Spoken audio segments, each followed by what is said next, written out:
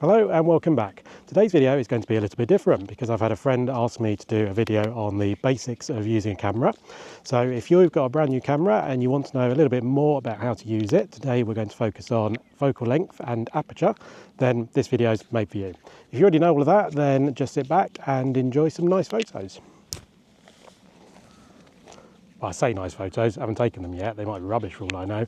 Enjoy some photos. Now, I'm not really one for sitting down in a room and just talking to you about the differences between different focal lengths, different apertures. I'd much rather be outside taking photos, show you the differences in real life. We'll take some example photos and see what they come out like. So I've come to the local woodlands and more specifically this apple orchard where we're going to set up a few different shots and we'll start with focal length. Most people probably know the focal length as zoom. In fact, I make that mistake sometimes in my videos because you turn the dial, you zoom in on your subject, easy. However, it does so much more than that because it changes your depth of field. So if you have a very long focal length, then you can have a very shallow depth of field, which is basically the amount of the image that's in focus. And that gives you that beautiful bokeh in the background, everything blurred and out of focus. Equally, if you stick with the same aperture and really reduce that focal length down to say 24mm or something, then you get a much larger depth of field, which is a lot more in focus. What you want depends on the style of your image, so let's get to it and take some photos and demonstrate that in real world. So I've just set the shot up here. We're looking down the dead straight rows of the apple orchard with this apple tree just in the left of shot, focusing on the apples. We're set up at 24mm, sun's setting nicely behind us. I think it's going to be a nice shot. This should give us quite a lot in focus. And what we'll do, we'll leave the aperture at f6.3, take the shot, show you what it looks like, and then we'll change up a little bit.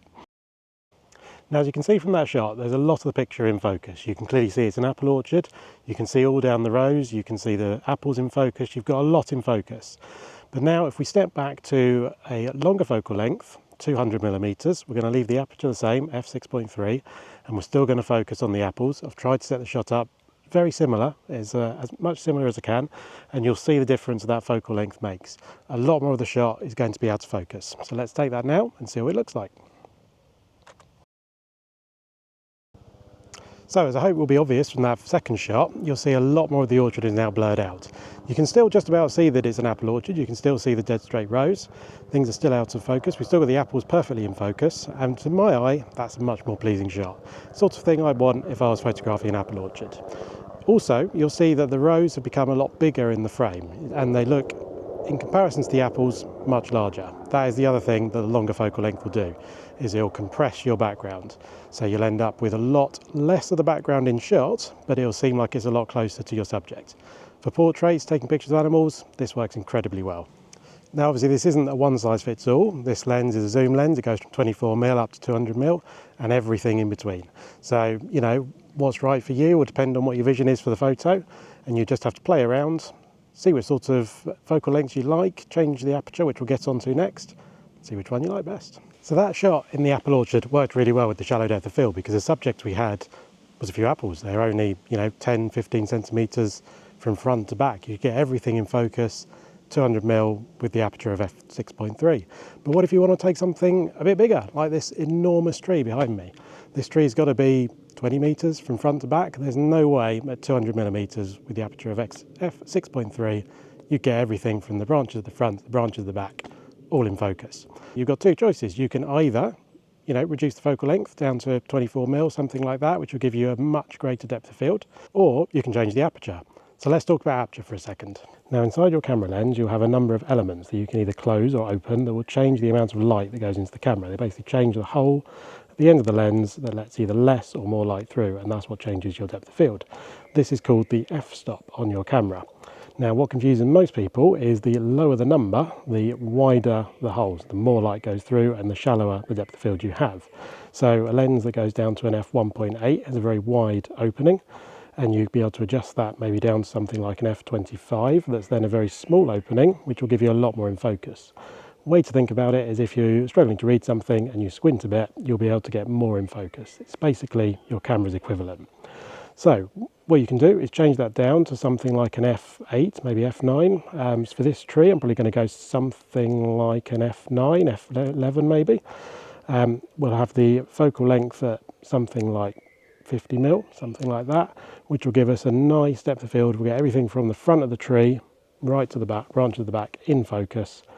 And that's what we want from this image. We want the whole tree in focus. Let's take it, see what you think.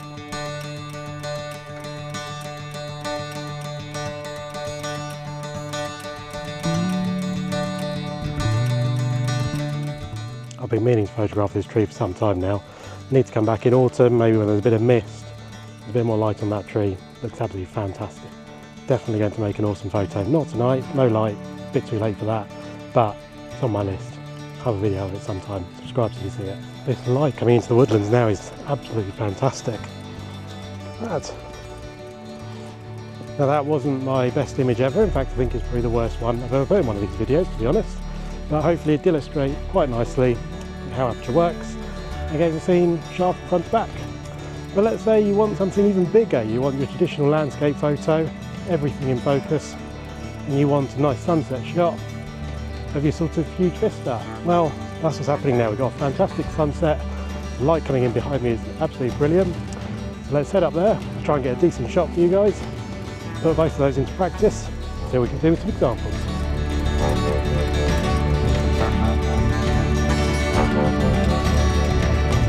Let's look at this view.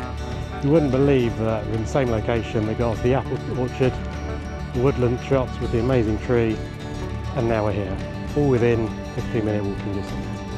This has got your traditional crop field in the foreground, which we'll use to give a nice lead into the image, and then we've got a fantastic sunset in the background. It'd be nice if there were some clouds in the sky to give it a bit more detail, also maybe make it go a bit orange, but there isn't. We've got to work with what we've got.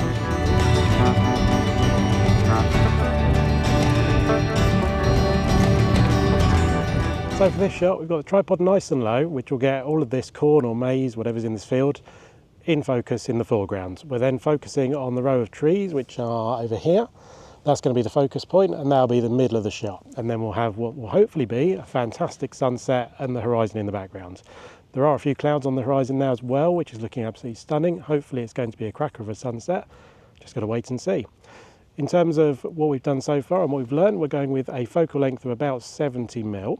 That will just give us a little bit of compression, so it'll make the elements in the foreground and the elements, you know, the trees in the middle ground and the horizon, it will just appear a little bit closer together, which is kind of what I want from this shot.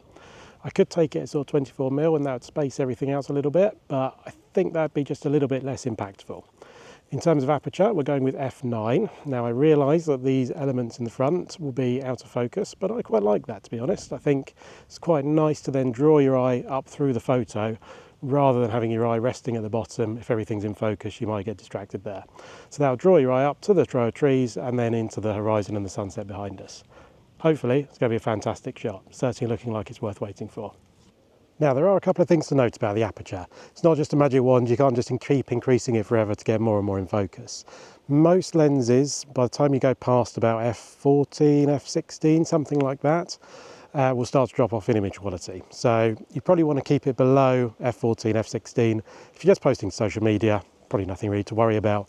But if you do want to start taking it a bit more seriously or selling prints and that sort of thing, maybe it's something to consider. The other thing, of course, is that reducing the size of the hole in front of the lens that lets less light in will mean that you need to compensate for that in some way, either by increasing the exposure time, which in landscape is generally what I do because everything's fairly still. You're on a tripod, doesn't really matter how long your shot is, to be honest, or by increasing the ISO.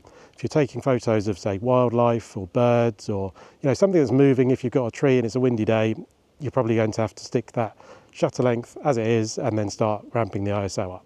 Obviously that does have an impact on picture quality, but that's a topic for another video. In fact, if you've liked this one, then give it a like, let me know if you'd like to do another one, and I'll do one on shutter speed and ISO and how they impact the image quality as well. So that sun has just gone behind the cloud now. It's about 10 minutes away from it actually setting, and it's absolutely beautiful. What a fantastic way to spend an evening.